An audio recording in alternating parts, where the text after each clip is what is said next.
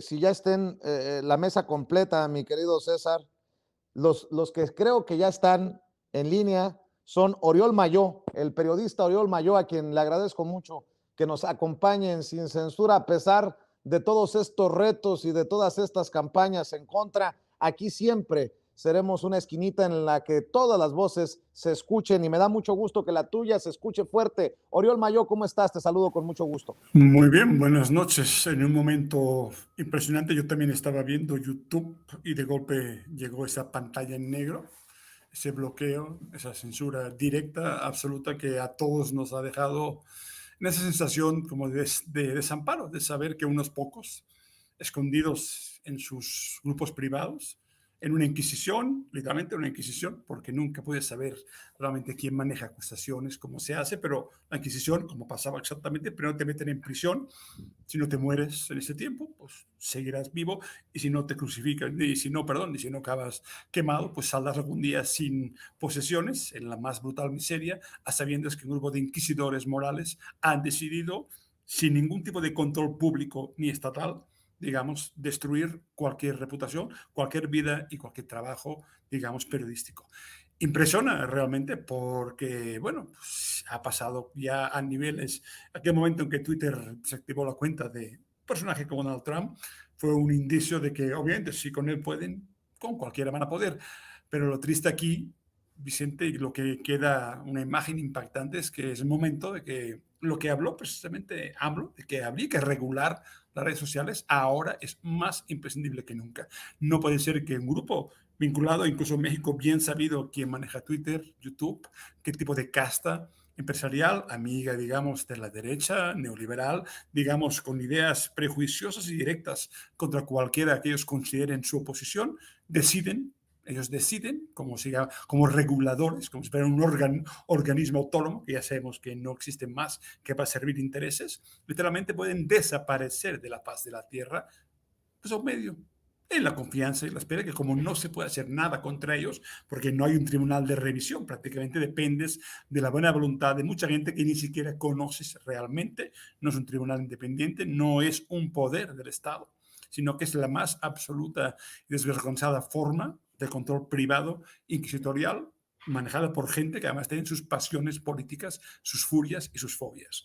Y sí, sí impresiona porque yo entiendo la sensación que produce la rabia, la desolación, que esta gente, una red social que finalmente, como YouTube, que es de contenido público, que la gente quiera acceder libremente, esté manejada por esos, digamos, esos gatekeepers, digamos, que deciden completamente, absolutamente, quién vive y quién muere en estas redes. Y eso es tan grave que me parece que lo que se comentó de regular redes sociales ya sería el momento, cuando menos en México, de aplicar una mínima soberanía y exigirle unas mínimas condiciones justas a todos los que intervienen, tener un público y debe ser respetado por encima de todo. Porque lo que no puede ser es primero empiezan quitándote la posibilidad de aparecer en las búsquedas de, digamos, de YouTube y al final termina como vemos ahora con la desaparición, que aunque dure poco, el efecto es brutal. ¿Cuántos canales independientes se han quedado? Han tenido que empezar de cero prácticamente y por tanto llevando a la gente al extremo.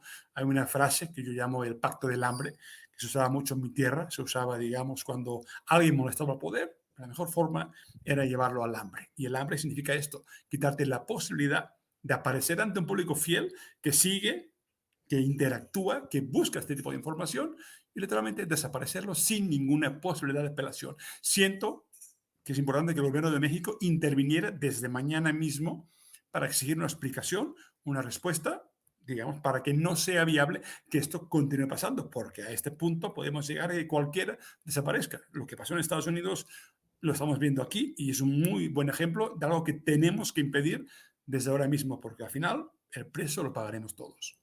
Fíjate, Oriol, que te agradezco tus palabras, porque así me siento, ¿no?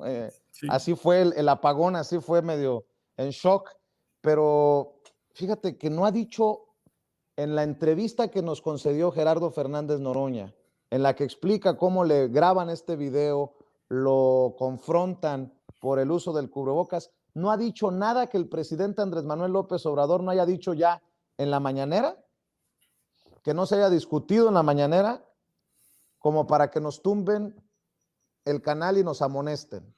En otras palabras, pues no sorprendería que algún día también tumben el canal del presidente por violar códigos de YouTube que, bueno, que ponen como pretexto para la censura. Pero nada más lo dejo sobre la mesa, que hasta el presidente Andrés Manuel López Obrador estaría en riesgo, aunque creo que no lo harían por el arrastre que tiene el presidente. Ahora, no es poca cosa, 3 millones de personas que nos siguen en YouTube entre los dos canales, creo que no es nada despreciable esa audiencia inteligente y diferente, pero si nos lo hacen a nosotros, no me quiero imaginar qué puede pasar con los canales más pequeños, pero ante eso estamos, a que el presidente diga algo sobre el uso del cubrebocas, como lo ha dicho una y otra vez, y que se le ocurra a un grupo de trolls o de bots denunciar, como creo que ocurrió en este caso, por alguna violación a los reglamentos, y nos tumban el canal y que se lo tumben al presidente mismo, así como le pasó a Trump. No, y a ver, sinceramente, si no lo hacen, por cierto, es porque si lo hicieran, quizás sí emprenderíamos en acciones, incluso parlamentarias, en serio, para que esto nunca vuelva a pasar. Pues, digamos, en Estados Unidos quizá el poder privado es tan fuerte y ese lobby es tan fuerte que quizá no se va a hacer nada. Pero en el caso de México, solo yo creo que no lo han hecho porque creo que, por cierto, aún habría consecuencias políticas. Creo que hay un mínimo nivel de dignidad que pues nadie puede admitir. Pero en todo caso, esto que ha pasado aquí en directo, y que entiendo que te ha dejado una sensación de la impotencia absoluta de saber que ese poder privado decide, insisto, y con unas reglas que no tienen sentido, porque pues, si entrevistábamos a, no sé, a Gilberto Lozano, que se ha entrevistado aquí en otros lugares con sus frases paranoicas y dementes, sinceramente nadie va a censurar a nadie. Una entrevista es una entrevista, diga lo que diga el entrevistado. Son mínimas reglas de periodismo. Si una entrevista a cualquiera, aunque no coincida o sí coincida, nadie puede censurar, digamos, el sesgo del entrevistado. Es absolutamente algo que hemos vuelto al macartismo, a prácticas de guerra fría, porque de hecho estamos en una guerra fría contra cualquier movimiento, país que decida que hay cosas del sistema actual que no funcionan, que no le interesa, que se cuestionan. Y literalmente siempre hay una excusa por ahí, pero insisto, como bien dijiste de Cabrera y otros, cuando los verificadores asumen una línea política contra otras fuerzas políticas, obviamente aquí no hay ninguna independencia, ninguna objetividad, ni ninguna presunta neutralidad, muy al revés. Hay que tener en cuenta que es un juego de privados unidos a partidos políticos, a ideas empresariales directas que van contra la soberanía y contra el pueblo y que se aplican por la vía de la censura, insisto, privada. Nada es más urgente ya en este año y en México y en la posibilidad, digamos, que empezar a cambiar estas reglas. Insisto, lo habló el presidente, que hay que regular, aunque luego les molesta regular. Se autorregulan destruyendo desde dentro y sin que tú tengas ninguna capacidad, ninguna posibilidad de respuesta. Así es su autorregulación, que ya sabemos cómo funciona. Es un poder homínodo, completo, absoluto, una verdadera inquisición. Funciona exactamente igual. Y el costo sobre la vida y las haciendas de la gente que empezó todo haciendo un esfuerzo de información es impresionante. Entonces, realmente creo que no podemos dejar esto. Creo que mañana, en la mañanera, hay que plantearlo a Jesús Ramírez Cuevas, a presidencia, a los partidos que hablan de la libertad de información, de esa neutralidad de la red que se ha perdido completamente.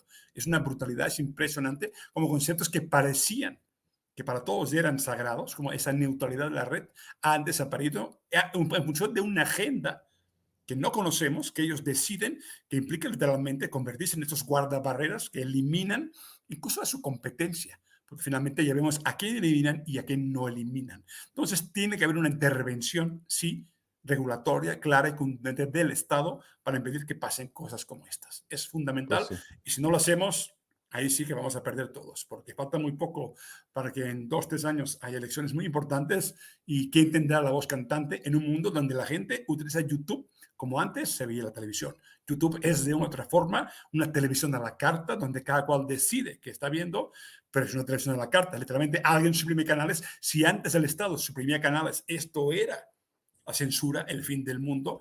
¿Qué pasa cuando un grupo privado decide suprimir canales porque le interesa o porque le da la gana? Pues hay que impedirlo, hay que regular, hay que intervenir. Es un caso ahora mismo clarísimo y si no lo hacemos, aquí sí nos va la vida a todos. Uf, pues qué fuerte reflexión, Oriol Mayó. También saludo, vamos al aire con Miguel Martín. Miguel Martín Felipe.